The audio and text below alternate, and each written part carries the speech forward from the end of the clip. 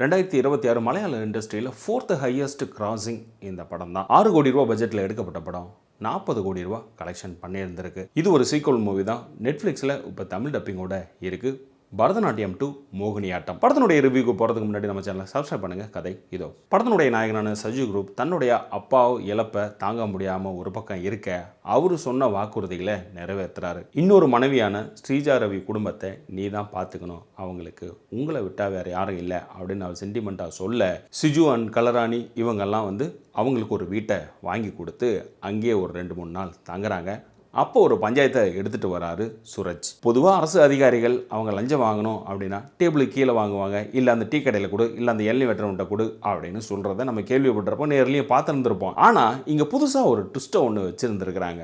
ஒரு கோயிலை கட்டி ஒரு உண்டியலை வச்சு, இங்கே பாரு எனக்கு கொடுக்க வேண்டிய லஞ்ச பணத்தெல்லாம் அந்த உண்டியலில் போட்டு போயிடு, அதுக்கப்புறம் உன் வேலையை சாங்ஷன் பண்ணிடுறேன் அப்படின்னு ஒரு 4 பேர் கொண்ட குழு. சூரஜ், இந்த இறந்தாரே இவர், அப்புறம் இன்னும் 2 பேர். அதாவது இந்த கோயில் கட்டுறதுக்கு கதை ஒன்று வேணும் இல்லையா, அதுக்கு ராமரெல்லாம் உள்ளே இழுத்து விட்டுருக்காங்க இவங்க. அல்டிமேட்டு அதில் இருக்கக்கூடிய அந்த சாமியும் அந்த சாமியோடைய பேரும் தான். இதை நீங்கள் படம் பார்க்குறப்ப விழுந்து விழுந்து சிரிப்பீங்க. சூரஜ் வந்த காரணமே இங்கே பாருங்கள், நாங்கள் இந்த மாதிரியெல்லாம் பண்ணி மாட்டிக்கிட்டோம். இப்போ பஞ்சாயத்து என்ன அப்படின்னா இந்த கோயிலை அறநிலைத்துறை எடுத்துக்கணும் அப்படின்னு முற்படுறாங்க.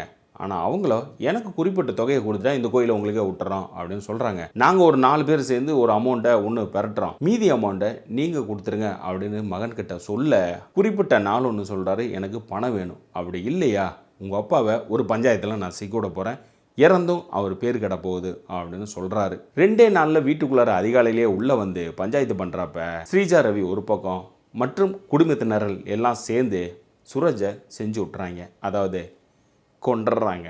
இப்போ வீட்டுக்குள்ளார பிணம் இருக்குது, இந்த பிணத்தை வீட்டிலேருந்து வெளியில் கொண்டுட்டு வரணும். இதுதான் இந்த படத்தினுடைய கதை. இதை எவ்வளோ தூரம் காமெடியாக பண்ண முடியுமோ அவ்வளோ தூரம் அழகாக சிரிக்க வச்சுருந்துருக்காங்க இந்த படத்தில். சூரஜோட கேரக்டரோ கெட்டவன் கிடையாது, ரொம்ப கெட்டவன். அதாவது தன்னுடைய மாப்பிள்ளையவே செஞ்சு விடக்கூடிய ஒரு கேரக்டரு. அதுபோல் ஊருக்குள்ளார யாராவது ஃபாரின் போகணும் அப்படின்னா இவர் ரெக்கமெண்ட் பண்ணிடுவாப்புல. பாதி பணத்தை இவர் ஆட்டையும் போட்டுறது, மீதி பணத்தை ட்ராவலர்கிட்ட கொடுத்துறது. இதில் மாற்றவர் தான் ஜெகதீஷ், அவருடைய பொண்ணும். என் பொண்ணு இது வரைக்கும் கண்ணில் காட்டல அப்படிங்க அதுக்கு ஒரு கதை ஒன்று கட்டி விட்டு அவரையும் கடுப்பேற்றுறாப்புல. ஆனால் அவர் எடுக்கக்கூடிய ரிவெஞ்ச் அப்படிங்கிறது செமையாக இருக்குது இந்த படத்தில். சூரஜை காணமே அப்படின்னு மாப்பிள்ளை ஒரு பக்கம் வீட்டை நாய் மாதிரி சுற்றி மோப்பம் பிடிக்க அதுக்கு அவருக்கே ஒரு விளைவு ஒன்று ஏற்படுது. சூரஜோட மனைவியை போலீஸ் விசாரிச்சா அவன் எங்கே போனால் எனக்கு என்ன அப்படிங்கிற மாதிரியான கேரக்டரு. ஸோ போலீஸ் ஒரு பக்கம், மாப்பிள்ளை ஒரு பக்கம், சூரஜ் அவரை தேடிக்கிட்டு இருக்காங்க. இவங்க அந்த பணத்தை மறைக்கக்கூடிய விஷயம் அப்படிங்கிறது ரொம்ப ஹாரரபுளான ஒரு மேட்ரு. நல்ல வேலை அதை காட்சிப்படுத்தலை அப்படிங்கிறதுல சந்தோஷம். ஸோ இந்த படம் நெட்ஃப்ளிக்ஸில் தமிழ் டப்பிங்கோடு இருக்குது. ஃபேமிலி என்டர்டைன்மெண்ட் மூவி, ட்ரை பண்ணி பாருங்கள், நல்ல ஒரு டைம் பாஸ் தான். ஸோ இதே போல் நம்ம சேனலில் மற்ற படங்கள் ரிவ்யூ இருக்குது பாருங்கள். மறக்காமல் சப்ஸ்கிரைப் பண்ணிட்டு மற்றவங்களுக்கும் ஷேர் பண்ணுங்கள்.